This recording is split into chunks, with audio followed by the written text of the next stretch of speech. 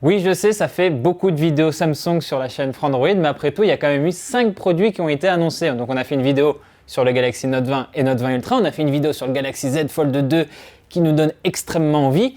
Et là, on va faire une vidéo pour vous présenter, pour vous donner quelques ressentis sur les autres produits de Samsung qu'il ne faut pas non plus oublier. En fait, au même moment où je prenais en main les Galaxy Note 20 et Note 20 Ultra, j'ai aussi pu un petit peu découvrir les Galaxy Tab S7 et Tab S7 Plus. Ce sont les nouvelles tablettes haut de gamme de Samsung, mais aussi les Galaxy Buds Live, les écouteurs True Wireless avec réduction du bruit active, et enfin la Galaxy Watch 3. Et c'est donc de tout ça qu'on va parler aujourd'hui. On va commencer ce tour d'horizon avec les Galaxy Buds Live. Ce sont les premiers écouteurs True Wireless avec réduction active du bruit de Samsung. L'un des éléments marquants de ces Galaxy Buds Live, c'est en fait leur design. Ils ont une forme qui rappelle en fait celle des haricots. Et justement, à cause de ce design, en fait, j'ai été assez surpris quand j'ai tenté en fait d'insérer un embout dans mon oreille. J'ai pas su dans quel sens le mettre en fait. Comme il n'y a pas la tige à la AirPods, j'ai envie de dire, je savais vraiment pas dans quel sens il fallait mettre l'embout dans l'oreille. Et il a fallu qu'un responsable de Samsung vienne m'expliquer. Du coup, pour les gens qui sont un petit peu benés comme moi, j'espère que la marque fournira bien un manuel d'utilisation bien clair pour que les Galaxy Buds Live soient faciles à utiliser. À ce sujet, il faut savoir que ces écouteurs, ce ne sont pas des intras, ils ne rentrent pas dans le conduit auditif, ils se mettent par-dessus l'oreille, ce sont des formats open fit.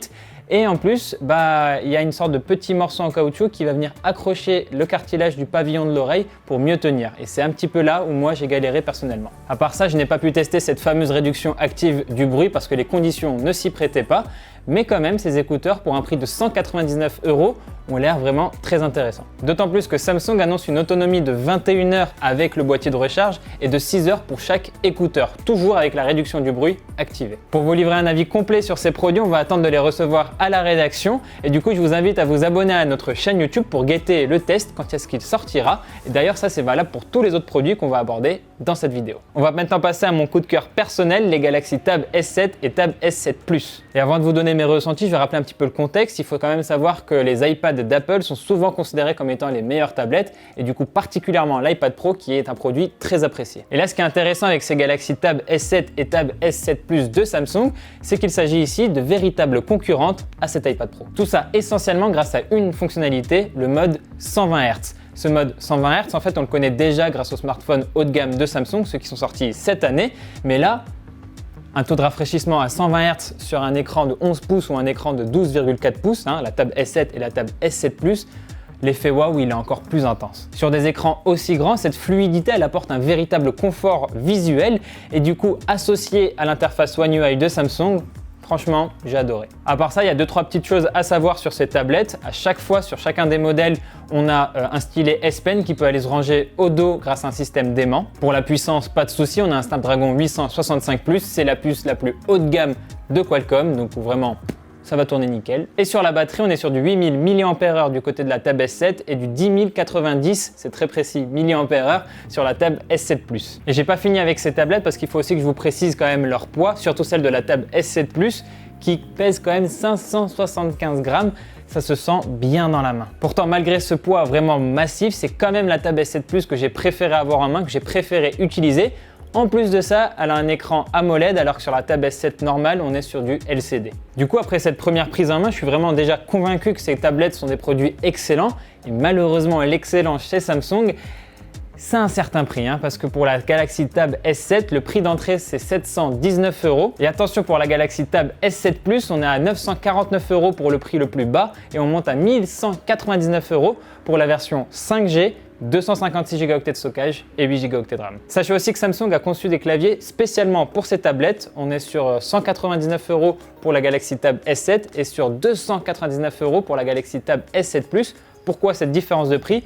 Pour la Galaxy Tab S7 Plus, le clavier il a des touches fonction. Globalement, tout est fait pour que vous puissiez utiliser la tablette et le clavier comme un ordinateur classique. On a un trackpad. Quand on a la tablette dans le sens paysage, on a la caméra frontale en haut. Du coup, c'est comme une webcam, ce qui est plus pratique pour vos visioconférences.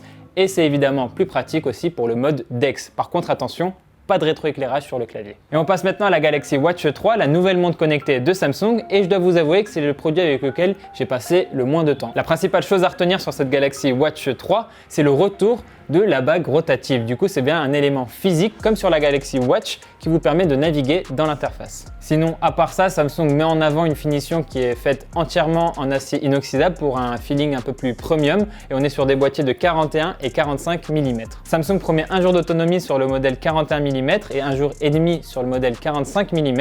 Et à part ça, bah oui, j'ai pu la mettre autour du poignet cette montre, mais j'ai pas de ressenti particulier à vous partager. C'est le ressenti d'une montre assez classique finalement. Personnellement, je préfère le format Galaxy Watch Active chez Samsung qui est plus petit, plus fin et qui correspond plus à un poignet aussi petit que le mien. Du coup, si vous avez vous aussi des petits poignets, ça pourra vous servir comme conseil. Et j'allais oublier, la Galaxy Watch 3 elle a pas mal de nouveautés qui sont axées autour de la santé comme l'électrocardiogramme. Mais pour ce genre d'options, ce sont des fonctionnalités médicales, il faut une autorisation spéciale des autorités et en Europe, Samsung ne les a pas encore obtenues à cause de la crise sanitaire qui a un petit peu retardé les formalités. Les prix de la Galaxy Watch 3 ils varient entre 429 et 529 € en fonction de si vous choisissez le modèle 41 ou 45 mm et le modèle Bluetooth ou 4G. Voilà, on a parlé de tous les produits récemment annoncés par Samsung. Du coup, on voit que la marque veut vraiment gonfler son écosystème, veut vraiment étendre sa galaxie de produits. Et dans le même temps, on sent aussi que Samsung fait bien monter les prix, on est sur du haut de gamme vraiment. Et ça risque d'être assez mal accueilli par les utilisateurs. Voilà, c'est tout pour cette vidéo. Merci de l'avoir regardé jusqu'au bout. N'hésitez pas à vous abonner à notre chaîne YouTube et à aller nous rejoindre aussi sur les réseaux sociaux, Facebook, Twitter, Instagram. Quant à moi, je vous dis à très vite dans une prochaine vidéo sur Frandroid. Et on espère qu'on aura le Galaxy Z Fold 2. Mais c'est pas vrai, je sais pas.